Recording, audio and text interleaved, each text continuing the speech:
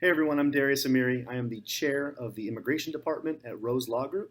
And over the past few weeks, given the social distancing and the new norms of our response to the COVID-19 outbreak, I've been adjusting to our new realities, working at home, working from the as remote as I can, taking conference calls, Zoom calls, appearing telephonically by court, and just been adjusting to this new norm. And I thought that it would be interesting to check in with some of the people in my social circle, colleagues, friends on social networks, and see kind of how everyone else has been adjusting to this new reality. So, first of all, I want to say that I'm thankful that I'm able to continue to do my work to help represent people, families, companies going through the immigration process to the extent that we're able to, given some of these court closures and office closures. On that note, many USCIS immigration offices have shut their doors to in-person contact, but they are still receiving and processing applications. Many foreign consulates have shut down services for non-US citizens, such as immigrant visas, non-immigrant visas, and many courts have postponed, canceled, moved hearings given concerns about COVID. I have many clients in detention centers, and it's a really big concern for them. First of all, what's going on with their case, and second of all, and more importantly, their exposure and their health, given the way this virus has been transmitted and given the proximity to other detainees. So we're very fortunate, those of us who are able to check in, work remotely, Zoom, and we have to be thankful for that.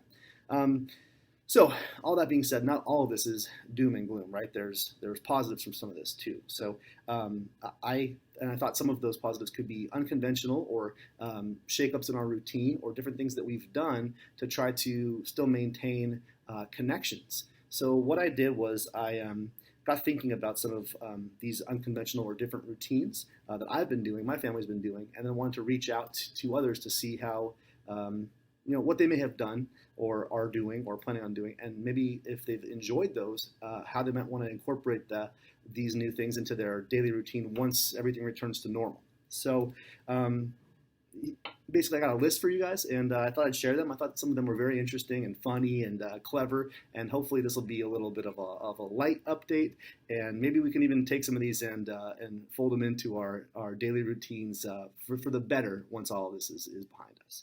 So the biggest response I got in terms of new things, novel things that people have tried since COVID has come into the United States was remote connections. So Skype, FaceTime, Zoom, Google Hangouts. A lot of companies are doing virtual happy hours. A lot of friends are reconnecting from across the country who haven't seen each other in a long time. I did a Zoom meeting with some of the people from my fraternity in San Diego when I went to college and back in a long time ago, and people I haven't seen in over 10, 15 years. I've got a friend who's in Shanghai right now, friends in Milwaukee, friends on the East Coast, California, and it was really cool to get them all together and share a virtual beer or what have you over the Zoom meeting. So that's something I'd like to incorporate more when this is all over, to keep in touch.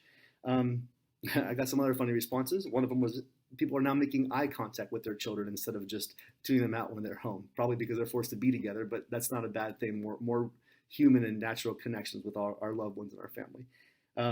Calisthenics, doing at-home workouts, Peloton classes, yoga with my kids or my dogs or my significant others. Those are all ways to stay in shape and to continue to work out and to continue to vent and get some of our boxed up frustrations out while still maintaining social distance and keeping ourselves healthy. Another big response I got was more cooking, home cooking. A lot of us are able to, afford going out to eat or just too busy to cook at home. But given the realities of our current situations, are being forced to do that now. So people have started with meal kits, following online recipes, and then to that note, also being more conscious of food waste. So, if you have fresh vegetables and frozen things, for example, making those fresh vegetables first that are going to spoil if you don't cook them, and getting the virtue of those nutrients versus, throwing a microwave pizza or, a TV dinner or something like that. Those will keep. The canned foods will keep. Use those when things get really bad. But right now, while we're able to still have fresh food and meat and dairy and vegetables, let's use those first. So that's a consideration I really like that I'd like to do when I get back to normal. Someone said they're working on their jump shot and slam dunk. I don't know if that's a reality. When the NBA opens back up, they'll get back into basketball. Good luck on that. Riding a bike for the first time in 20 years. Wine, lots of wine, daily wine. Day drinking. I'm not proposing that, but these are just responses from people in my circles. I don't know if yours are the same. I did read somewhere that alcohol sales across the country are up 55% since these social distancing recommendations or rules went into effect. So, home alcohol delivery. Certain states are allowing restaurants to deliver alcoholic beverages with food orders in order to help keep the restaurants afloat during these times. Maybe that will stay, maybe it won't, we'll see.